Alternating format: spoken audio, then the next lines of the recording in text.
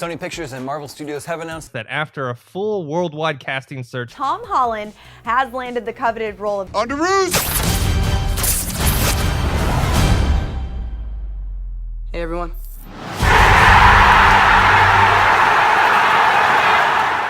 June 2015. Tom Holland is cast as Spider-Man, set to make his MCU debut in Captain America: Civil War, releasing in under a year. I like Tom Holland's Spider-Man. Like many, I was thrilled after that second trailer arrived. When I saw Civil War in theaters, people cheered when this moment happened. Spider-Man was back. At long last, we will be able to see the iconic character join the Marvel Cinematic Universe. We would see him interact with Iron Man and Captain America. Just over a year after Civil War released, Spider-Man Homecoming arrived in theaters. I love Spider-Man Homecoming. Spider-Man Homecoming is a story about emancipation. Peter starts the story overly reliant on Tony Stark's suit, the one given to him in Civil War, and doesn't really act like Spider-Man. Then, throughout the film, he has to learn to be a hero without all the gadgets and technology. The suit isn't the hero, he is. Very reminiscent of Iron Man 3, where Tony Stark had to go through this very same development, and this is intentional. In the end, he is offered an Iron Spider suit as a sort of welcoming gift into the Avengers, and Peter rejects it.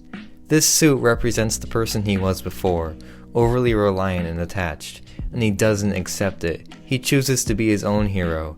This is a story that could only be told in the MCU, because of the other heroes in this world and the influence they've had on Peter. When we first meet Peter, he wants to be an Avenger, as anyone would. Are you an Avenger? Yeah, basically. But here he pursues being his own hero, and truly becomes a friendly neighborhood Spider-Man. Aside from being a great film, Spider-Man Homecoming works as a great transition from Iron Man's sidekick to Spider-Man, and sets up stories to come with a Peter unattached from Tony Stark's influence, and ready to face his own problems and tell his own stories. I can't breathe. We're too high up, you're running out of air. Yeah, that makes sense.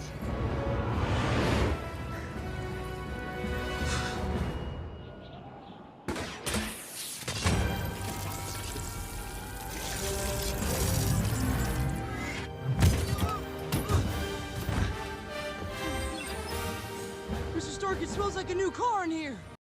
Peter gets the Iron Spider suit anyway. That Iron Man Jr. criticism that's gotten really annoying by now, this is where that starts to apply. Forget the story just told, the journey Peter just went on. He just gets the suit anyway, showing such a lack of care for the character of Peter Parker. I dare say the Russo brothers don't understand the character of Spider-Man. In Avengers Infinity War and Avengers Endgame, Peter serves as Tony's sidekick, what he veered away from in the last film, and is once again bound to Tony Stark's legacy, even more so than before. I guess the Russo brothers just didn't have the time to watch Homecoming in between their projects and just ignored it altogether. This is the beginning of the issue with Tom Holland's Spider-Man. This is what I want to talk about today.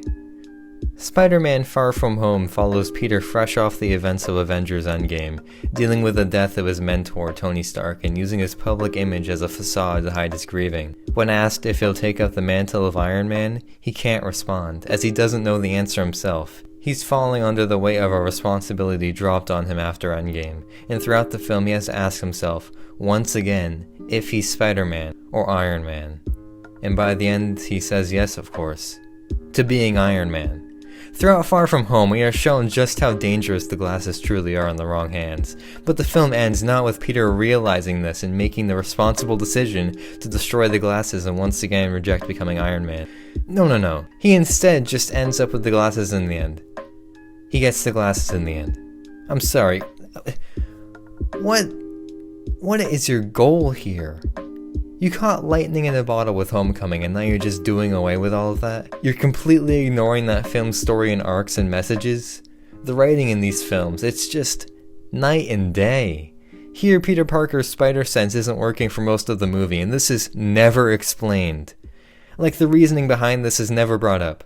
It's just gone for a time, simply so the writers didn't have to deal with that during the illusion scenes. They also include Nick Fury and Maria Hill and make them complete morons here. Like, they just drive up to a potentially world-ending event just to, what? Just to watch? And Nick Fury scolds the city for not evacuating against his request when he just hijacked the school trip and brought a bus full of children into the city that he knew was about to be attacked. But all of that awful and inconsistent character work is excusable because once the movie is over, it's revealed that they were just Skrulls the whole time. What a clever twist. That fixes all those issues now.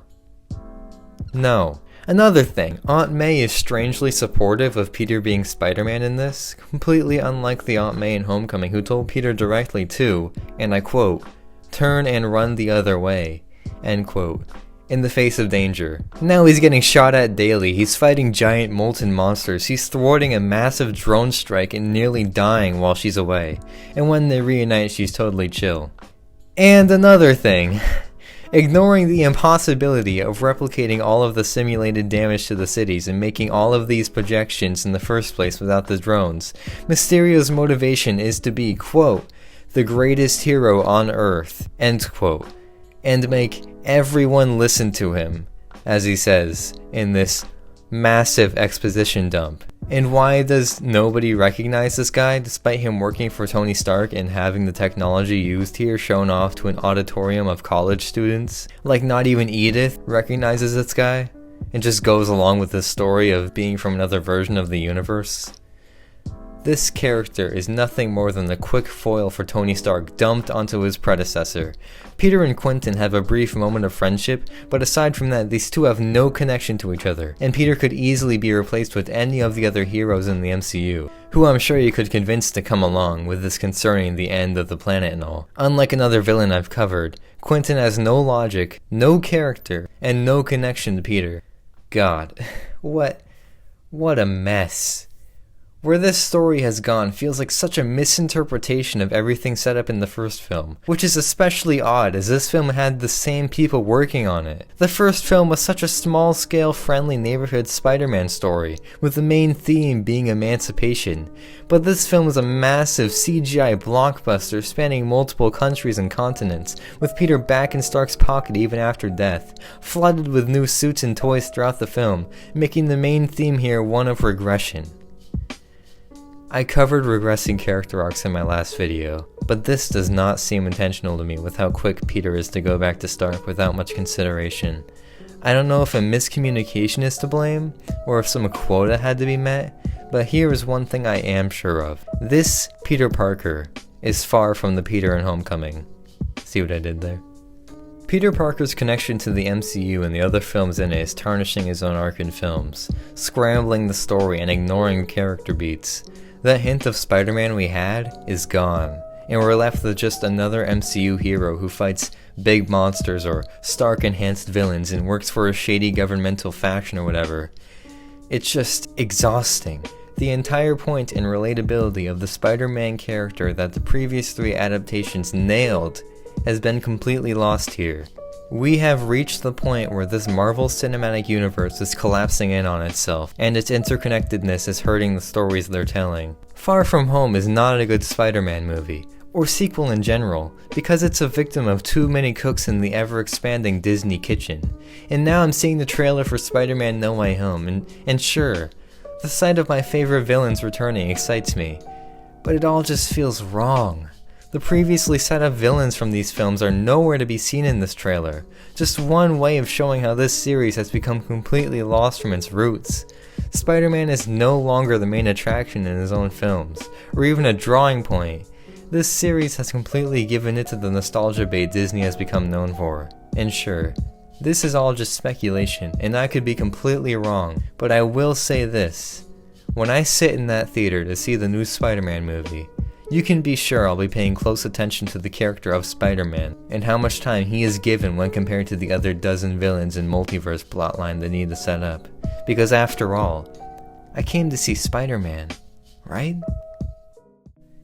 In the end, I'm sure these movies will continue to make billions of dollars, and the fans will be happy to see their favorite characters return. Tom Holland is great as the character, and I'm happy to see more of him. Everything was shot well, and looked good enough for the most part. The technical aspects were all good enough.